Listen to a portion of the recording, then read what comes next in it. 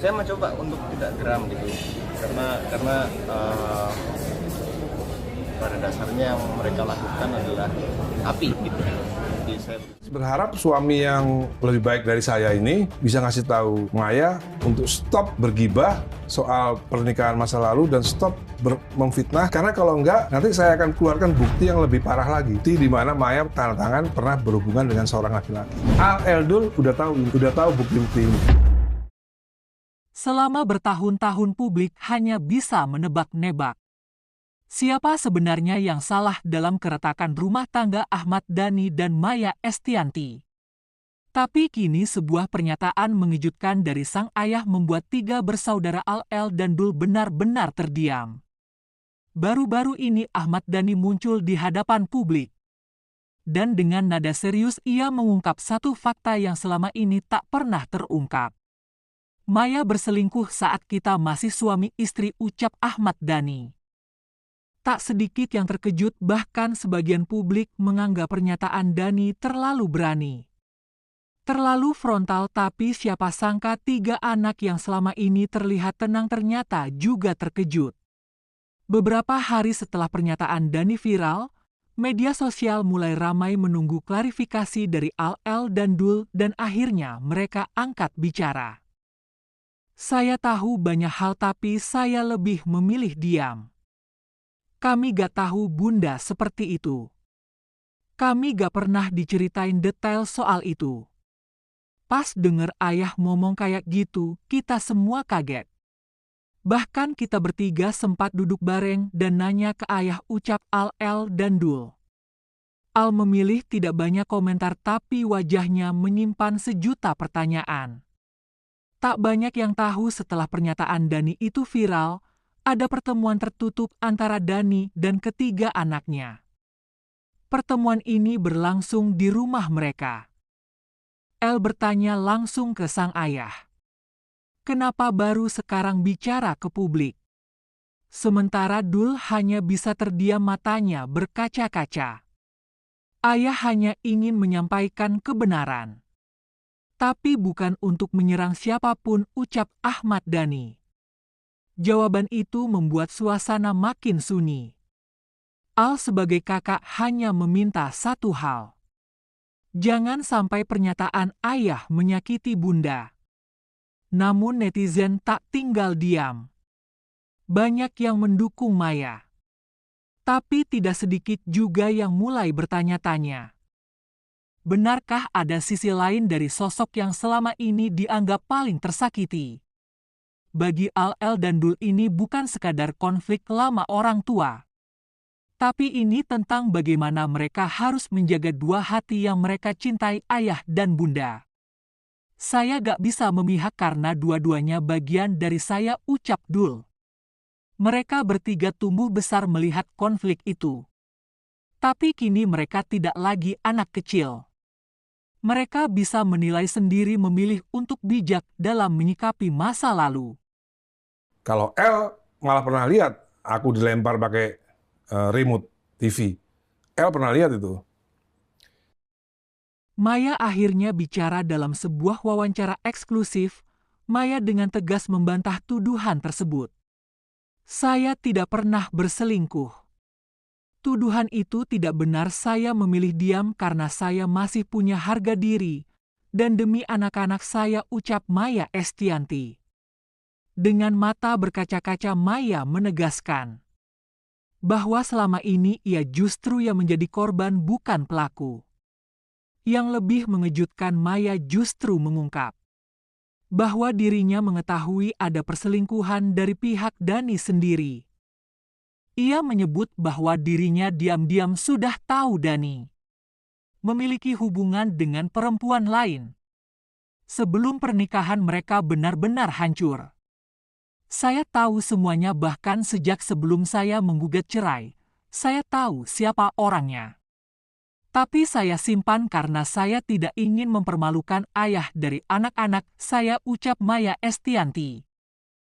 Meski semua luka itu masih tersisa, Maya tetap menjaga hubungan baik dengan Dhani demi anak-anak mereka. Al-El dan Dul ia tak pernah memprovokasi publik, bahkan saat diberi kesempatan membalas. Saya tidak ingin anak-anak saya membenci ayahnya, biarlah saya yang sakit. Asalkan mereka tetap punya cinta dari kedua orang tuanya, ucap Maya Estianty. Setelah berpisah, Maya membuktikan bahwa dirinya bisa bangkit. Ia menjadi pengusaha sukses, juri ajang pencarian bakat, hingga inspirasi banyak wanita Indonesia. Bahkan kini ia telah menemukan kebahagiaan baru bersama Irwan Musri. Kalaupun saya bisa tuntut balik, bisa itu. Pencemaran nama baik. Iya dong. Saya mencoba untuk tidak geram gitu, karena pada dasarnya yang mereka lakukan adalah api gitu. Anak ini nggak pernah kok menyaksikan saya berbuat kasar pada ibunya, itu nggak pernah. Al Eldul ya, nggak pernah mereka menyaksikan saya berbuat kasar pada ibunya, nggak pernah. Kalau L malah pernah lihat aku dilempar pakai remote TV. L pernah lihat itu.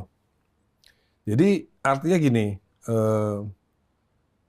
apa ya? Buat saya itu orang yang benar-benar paham hukum kok.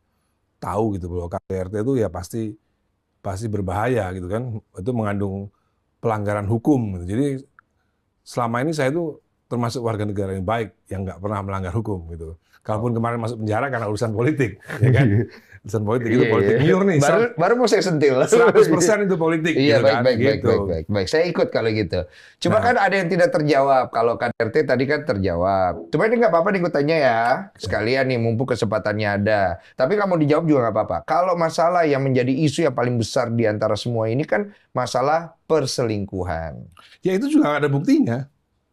Nggak ada buktinya itu. Coba buktiin aja kalau emang iya. Kan masalahnya kan masyarakat kita tuh kan mudah banget percaya sama omongan-omongan idolanya, gitu ya. Misalnya mobil SMK sudah terjual 6.000 unit misalnya. Sampai sekarang masih banyak yang percaya. Terus ada 11 triliun di luar negeri yang akan banyak deh pokoknya, dan orang masih banyak yang percaya gitu ya. Dan memang ya itu kondisi masyarakat kita memang begitu. Jadi kalau idolanya udah ngomong seolah-olah itu udah pasti benar. Padahal kalau buktikan ya nggak ada gitu loh. Saya menceraikan Mulan itu, saya menceraikan Maya itu Desember 2006. Saya menikah dengan Mulan 2009. Cukup ada jarak yang jauh gitu ya. Maksudnya 3 tahun. Iya cukup, ya hampir 3 tahun lah gitu. Artinya saya menikah 2009 di rumah saya waktu Al Eldul sunatan, Mas. Jadi artinya ini sebenarnya kenapa kok harus digembar-gemborkan bahwa itu isu perselingkuhan, dan nggak cuma sekali di podcast ngomongin soal itu gitu loh. Kayak nggak berhenti-berhenti. Siapa yang ngebawa isu itu? Masyarakat kan yang ngebawa isu itu? Ya, awalnya yang ada di tayangan saya itu. Kompilasi dan gibah. Itu yang akhirnya membuat Itu yang setelah Maya menikah, punya suami baru. Yang sebelumnya tahu nggak siapa yang bawa? Silet. Jadi begini. Silet itu seperti zaman sekarang tuh, kalau sekarang kan kita sering dengar konten. Jadi Silet tuh bikin konten dia. Dia bikin konten misalnya, ya semua ujung-ujungnya kan cari duit, rating ya ujung-ujungnya. Jadi misalnya ada tayangan Silet, Maya loncat pagar hanya untuk ketemu anak-anak karena kuncinya di pintu. Pintunya dikunci. Nggak ada, pintu dikunci nggak ada. Nggak pernah dikunci rumah gua. Tapi kan orang bingung kenapa jadi lompat gitu. Ya karena disuruh sama Silet. Disuruh sama Silet untuk bikin konten itu. Lah sampean bisa fitnah loh kalau nggak bener. Ngapain? Tanya aja ya nih. Karena apa? Karena saya juga pernah bikin konten buat Silet. Waktu FPI, saya ribut sama FPI, saya dibikin konten lari dari rumah. Seolah-olah takut sama FPI. Padahal FPI nggak mau nyerang rumah. Cuman saya disuruh. Saya waktu itu mau-mau aja lagi gitu kan. Cuma kan logikanya adalah kalau disuruh kok mau-mau aja, motivasinya apa? Ya, nggak tanya aja sama yang bersangkutan. Kalau Mas Teddy kalau saya ya memang waktu itu pengen jelek-jelekin citra FPI waktu itu ya. Gitu. Ada motivasi tersendiri pasti. Kalau ya. saya mau menjelek-jelekan citra FPI waktu itu ya. Iya. Tapi nggak tahu waktu itu Maya mungkin mau menjelekkan citra saya, nggak tahu juga. Iya, nggak tahu ya. Karena waktu itu kan perebutan anak. penting untuk merusak citra kan dengan lapor ke ADRT, dengan itu terus ulang tahun pura-pura nangis sama Al, itu semua konten semua. Oke. Dan memang silat memang harus membela Maya. Perseteruan panjang antara Maya Estianty dan Ahmad Dhani memang tak pernah sepi dari sorotan publik. Meski telah lama berpisah, jejak konflik mereka masih terasa. Hingga kini, namun di balik segala drama dan luka, keduanya adalah sosok yang pernah saling mencintai dan membangun keluarga bersama. Semoga waktu bisa menjadi penyembuh dan kedewasaan bisa mengakhiri segala pertikaian. Kalau kamu punya pendapat sendiri tentang konflik ini, tulis di kolom komentar ya. Jangan lupa like, subscribe, dan share video ini ke teman-teman kamu agar makin banyak yang tahu kisah lengkapnya. Sampai jumpa di video selanjutnya.